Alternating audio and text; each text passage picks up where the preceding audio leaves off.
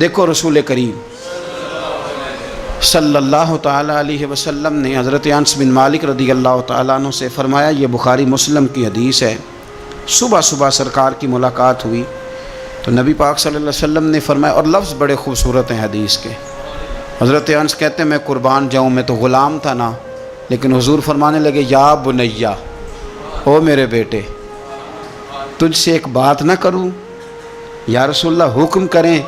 تو نبی پاک علیہ السلام فرمانے لگے، انس بیٹا پتر اس بات کو یاد رکھنا کہ جب تو سویرے سو کے اٹھے تو سب سے پہلے اپنے دل پہ نظر ڈالنا، دیکھنا تیرے دل میں کسی کا بغض تو نہیں، کسی کی عداوت تو نہیں، اور پھر قربان جائیں۔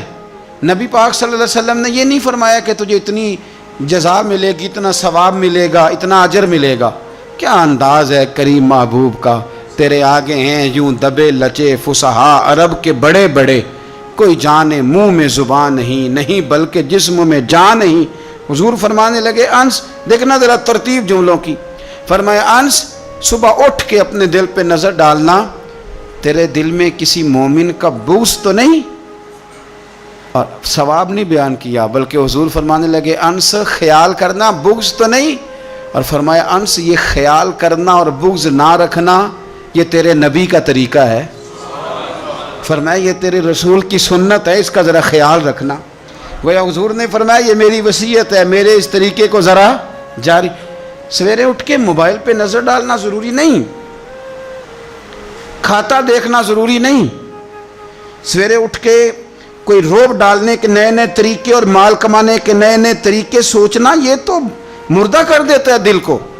سویرے اٹھ اور سب سے پہلے دل پہ نظر ڈال، اگر تیرا دل بغض سے پاک ہے تو پھر انشاءاللہ تعالیٰ پیسے اگر آج تھوڑے بھی کمائے گئے تو نیند رات کو انشاءاللہ سکون کی اللہ عطا فرمائے، لیکن اگر اندر حسد کا، بغض کا، نفاق کا دھندا چل رہا ہے، دھندا، کیا خوبصورت بات کرتے ہیں اللہ کے بندے۔ حضرت سلطان بہو رحمت اللہ تعالیٰ علیہ فرمانے لگے، اور دل کالے نالوں منہ کالا چنگا، جے کوئی رمز پچھانے، دل کالے نالوں منہ کالا چنگا، جے کوئی رمز پچھانے۔ چھوڑ، منہ کالا ہو جائے تو کام چل جاتا ہے، لیکن دل کالا ہو جائے تو تباہی اتر جاتی۔ دل نہ تیرا سیاہ کالا ہو، مہربانی کر۔ اتنی لڑائی کسی کی کسی کے ساتھ نہیں جتنی تکلیفیں ابو جہل اور اس کی اولاد نے میرے رسول کو پہنچائی، لیکن میرے رسول کریم صلی اللہ علیہ وسلم سے، او سون یار سون، چھوڑ تو سسر کی بات، تو چھوڑ ساس کی بات، تو چھوڑ بھائی کی بات، تو چھوڑ پڑوسی کی بات، چھوڑ تو مالک کی بات۔ اکرمہ بن ابو جہل دوڑ گیا تھا، ابو جہل کا بیٹا، وہ اپنے باپ سے زیادہ دشمنی کر دوڑ گیا، اور وہ کہنے لگے لوگ مکے والے کہ اگر اکرمہ ہاتھ لگ گیا تو عمر فاروق اس کے ٹکڑے ٹکڑے کریں گے، علی لٹکا دیں گے اسے، یہ بڑا کافر ہے، بڑا ظالم ہے۔ اکرمہ کی بیوی آ کے مدینے والے رسول کے قدموں میں بیٹھ گئی، رو کے کہنے لگی سونیا چھوٹے چھوٹے بچے ہیں، تکلیف اس نے بڑی دی ہے، حضور اس نے اور اس کے باپ نے ستایا بڑا ہے، یا رسول اللہ کو مہربانی ہو جائے۔ تو نبی پاک نے سر سے پگڑی اتار کے دی، فرمایا جا اسے جا کے نشانی دینا کہ رسول نے تجھے معاف کر دیا۔ تو کون سے اتنے بڑی عداوتیں لیے بیٹھا ہے؟ اور میں بڑی دفعہ کہہ چکا ہوں، بڑی دفعہ، کہ نبی پاک کی شہزادی کا قاتل حضرت زینب بڑی بیٹی، جس نے نیزہ مارا تھا گھوڑے کو اور وہ گھوڑے سے گر گئی تھی، وہ آ گیا فتح مکہ کے بیٹی کا قاتل، اور اس نے اپنے چہرے پہ نقاب اوڑھ کے نا تو نبی پاک کے سامنے آیا، کہنے لگا بہت بڑا دشمن بھی آئے تو معاف کر دیتے ہو۔ تو نبی کریم فرمانے لگے بیٹیاں بھولا نہیں کرتی، پر تو کلمہ پڑھ میں تجھے بھی معاف کرنے کو تیار۔ یہ بھولا نہیں کرتی، کیا کروں، بیٹیاں کہاں بھولتی، لیکن تو پڑھ نہ کلمہ۔ یارہ بات کو سمجھے، کون سی عداوتیں لیے بیٹھے ہو؟ کر لو اس بہن کو فون جس کے ساتھ بلا وجہ کا رٹا ڈال لیا ہے، چچا چچا ہی ہوتا ہے، وہ کوئی کافر اور مشرک تو نہیں نہ ہو گیا، کر لو صلح۔ اور سنو، میرے نبی پاک صلی اللہ علیہ وسلم نے فرمایا دو بھائی اگر ناراض ہوں تو جو صلح پہلے کرے گا وہ جنت میں پہلے جائے گا، آگے آگے چلے گا۔ مہربانی فرمائیں، سب سے پہلے اپنی زندگی سے یہ عداوت نکالیں۔ ہمارا کسی سے رٹا ہی کوئی نہیں، جھگڑا ہی کوئی نہیں، کیا ضرورت ہے؟ جھگڑا اس کا ہوتا ہے جس کی کوئی ذات ہوتی ہے، جھگڑا اس کا ہوتا ہے جس نے اپنے آپ کو بت بنا لیا ہے، جھگڑا اس کا جس نے انا پال لی ہے، جھگڑا تو اس کا ہے جو کہتا ہے میں کچھ ہے ہوں، جھگڑا تو اس کا ہے۔ لیکن اگر میرے بھائی تیری ذات کوئی نہیں، تیرا رٹا کوئی نہیں، تو پھر حضرت سیدنا بلال حبشی حضرت ابو ذر غفاری سے ناراض ہو گئے تھے۔ بلال کا رنگ کالا تھا، ابو ذر غفاری کا گورا تھا۔ بلال مزدور آدمی تھے، ابو ذر غفاری سردار تھے۔ بلال حبشن کے بیٹے تھے، وہ چودھری کے پتر تھے۔ لیکن نبی پاک صلی اللہ علیہ وسلم نے فرمایا ابو ذر میں تب راضی ہوں اگر تجھ سے بلال راضی ہو تو سیدنا ابو ذر غفاری نے 1 منٹ نہیں لگایا، ذات کا بت کوئی نہیں تھا، جا کے تو جناب بلال کے سامنے لیٹ گئے، کہنے لگے حبشن کے بیٹے اٹھا اپنا پیر اور میرے منہ پہ رکھ، اور میں دنیا والوں کو بتاؤں کہ تھا تو حبشن کا بیٹا، پر مدینے والے رسول نے تجھے کتنی عزتیں عطا کر دی، مہربانی کرو۔ آپ یقین کرو ایسے گھٹن سی ہے، 10 آدمی اکٹھے نہیں بیٹھ سکتے کسی جگہ۔ آپ یقین کریں 4 دوست اور بڑی پیاری باتیں کر رہے ہیں، وہ کیا خوبصورت ان کی گفتگو ہے، لیکن ایک اٹھ کے گیا تو 3 اس کی غیبتیں کرنے لگ گئے، ایک ان میں سے اٹھ کے گیا تو باقی 2 غیبتیں کرنے لگ گئے۔ لب و لہجہ اتنا سخت اور ترش اختیار کیا جس کی حاجت ہی نہیں، ضرورت ہی نہیں، یہ آپ کیا کر رہے ہیں؟ تو کبھی بھی اس طرح کا رویہ نہ، جس کی تعریف کر لی سو اس کی کر لی۔ اور میرے نبی پاک صلی اللہ علیہ وسلم نے فرمایا جس کی ایک دفعہ تعریف کر لو کوشش کرنا زندگی بھر دوبارہ توہین نہ کرنا، اپنی زندگی سے نکالیں گلا شکوہ، تھوڑی دیر کے لیے سیکھ لیں معاف کرنا، عداوت کو نکال دیں، پہل کریں۔ اور 2 قدم ہوتا ہے انسان کے لیے، صرف 2 قدم، ایک قدم آپ نے اپنے نفس کی خواہش پہ رکھنا ہے، انشاءاللہ دوسرا قدم اللہ کے قرب کی طرف بڑھ جائے گا، اللہ کے قرب کی، صرف 2 قدم ہے، لمبا مسئلہ کوئی نہیں۔ تو پہلی بات محبت کے لیے یہ دیکھیں، اسلام نے نماز فرض کی، نماز بندے کا اللہ سے رشتہ ہے، لیکن فرمایا وَرْكَعُوا مَعَ الرَّاكِعِينَ، اکیلے اکیلے نہ پڑھنا، جماعت کے ساتھ پڑھنا، جماعت کے ساتھ۔ پھر فرمایا چھوٹی مسجد میں جمعہ نہ پڑھنا، جامع مسجد میں جا کے پڑھنا۔ پھر فرمایا جب عید پڑھنا تو کھلے میدانوں میں سارے مل کے پڑھنا۔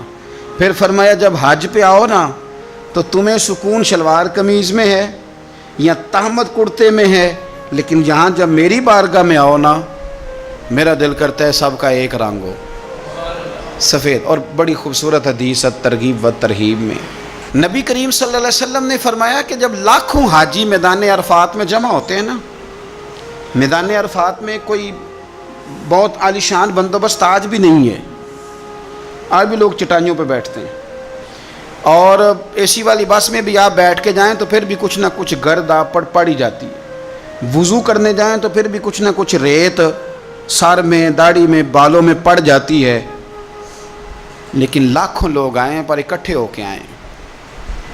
اکیلے اکیلے کوئی میدان عرفات میں جائے اور 9 ذی الحج کے علاوہ جائے تو یہ مقام اسے نہیں ملتا، لاکھوں آئے، اکٹھے آئے۔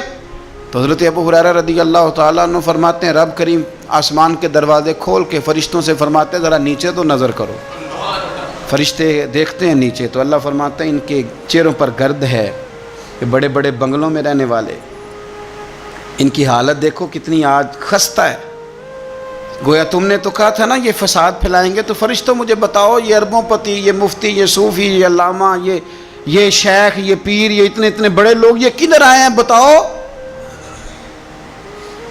تو فرشتے عرض کرتے ہیں اللہ تجھے راضی کرنے آئے، یہ لاکھوں لوگ گھر بار چھوڑ کے تجھے راضی کرنے آئے۔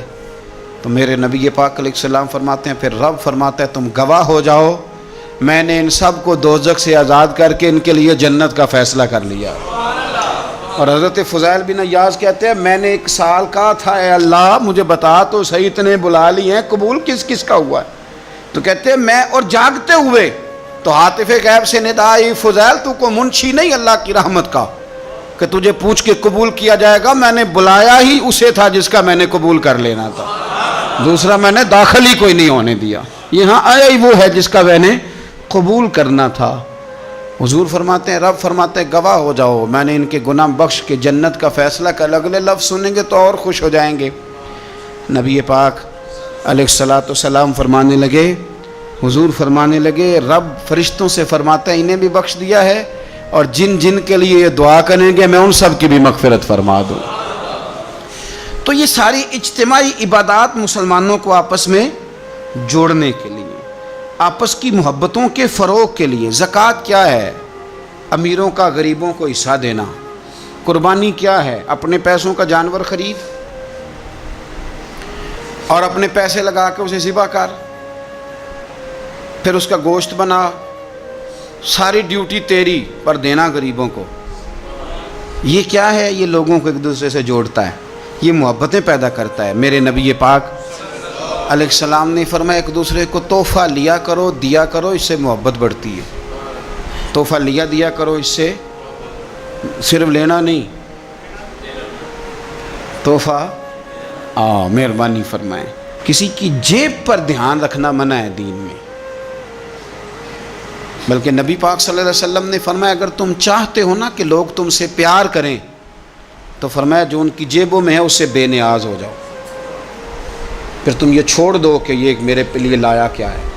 اگر تم لوگوں کی جیبوں پر توجہ کرو گے تو پھر وہ لوگ تم سے کبھی محبت نہیں کریں گے. لیکن ایک شریعت نے جو اینگل دی تحفے طائف کی، اس کا جو انداز ہے اس پر ذرا غور کریں.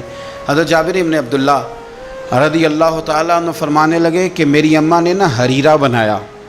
عرب شریف میں کھانا بنتا تھا حریرہ. میرے والد گرامی نے میری ماں سے سفارش کی، ان کے والد حضرت عبداللہ ابن عمر یہ میدان احد کے پہلے شہید ہیں، اور نبی کریم صلی اللہ علیہ وسلم نے فرمایا تھا جو جو شہید ہوا رب نے اس پر پردے ڈال کے بات کی، لیکن جابر جب تیرے والد گئے ہیں تو رب نے بے پردہ گفتگو فرمائی ہے. اتنا بڑا آدمی حضرت عبداللہ ابن عمر رضی اللہ تعالیٰ عنہ. تو انہوں نے نا اپنی بیوی سے کہا کہ اچھا سا حریرہ بناؤ، میں نے سرکار کی بارگاہ میں پیش کرنا ہے.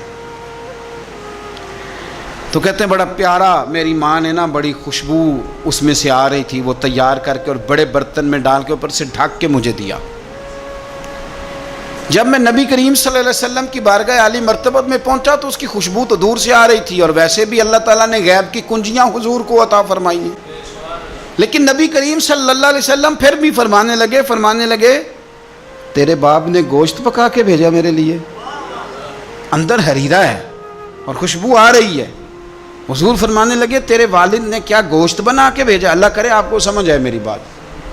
سرکار کسی سے کسی چیز کا مطالبہ کریں تو یہ اس کے نصیب ہیں، یہ تو وہ قبول ہو گیا. چونکہ نبی کریم کی تو بیٹی سیدہ فاطمہ کے گھر اگر شام کو کھانا نہ پکے تو رب جنت سے بھیج دیتا ہے، تو سرکار کو تو محتاجی نہیں کسی کی. لیکن حضور صلی اللہ علیہ وسلم آپ بات کو سمجھیے گا میں کیا عرض کر رہا ہوں، اس اشارے کو سمجھیں جس کو صحابہ سمجھے. نبی پاک صلی اللہ تعالی علیہ وسلم نے فرمایا تیرے ابا نے گوشت پکا کے بھیجا ہے. تو کہتے میں نے پلیٹ اٹھا کے عرض کی حضور نے یہ حریرہ ہے، تو سرکار نے وہ نکال لیا. کہتے ہیں حضرت جابر ابن عبداللہ کہ میں چونکہ پختہ عمر کا نہیں تھا، میں واپس گیا، میں نے جا کے عرض کی کہ ابا جی نبی پاک صلی اللہ علیہ وسلم کو تو پتہ تھا حریرہ ہے اور اس کی خوشبو بھی آ رہی، پھر حضور نے یہ کیوں فرمایا کہ گوشت ہے اندر؟ قربان جائیں، جب عشق سکھاتا ہے آداب خود آگاہی، اقبال کہتے ہیں جب عشق سکھاتا ہے آداب خود آگاہی تو کہتے ہیں کھلتے ہیں غلاموں پر اسرار شہنشاہی. عطار ہو، رومی ہو، رازی ہو، غزالی ہو، کچھ ہاتھ نہیں آتا بے آہ سحر گاہی. کچھ لوگ اصل بات نہیں نہ کرتے، پتہ انہیں چل جاتا ہے. تو مرحوم اعظم چشتی نے کہا تھا نہ علمہ وچ پھسا سانو تو یار دی گل سنا سانو. تو چکر میں ڈال رہے ہمیں، نہ علمہ وچ پھسا سانو تو یار دی گل سنا سانو. اوتھے علم دا سکہ نہیں چلدا جتھے عشق ہوراں دا ڈیرا ہے.